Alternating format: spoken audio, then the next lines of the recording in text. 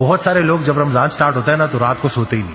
سبحان اللہ. یعنی کہ جو رات کی نیند ہے نا، جو سب سے جو ڈیپ سلیپ، جو سب سے اچھی نیند، جو ریکوری والی نیند ہے، وہ آپ کو رات کو ملتی ہے. ابھی ایک سٹڈی ہوئی ہے، اس میں دیکھا گیا کہ دن میں اپنے آپ کو روشنی کے قریب رکھنا ہے اور رات میں روشنی سے دور رکھنا ہے.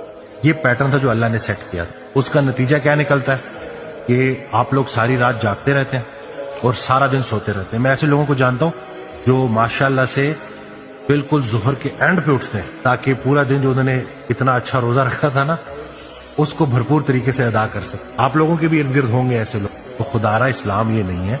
ہم نے 5 وقت نماز کو اور اٹھنے بیٹھنے کو جو ہے ہم نے نام دے دیا اسلام کا. اسلام پورا ضابطہ حیات ہے.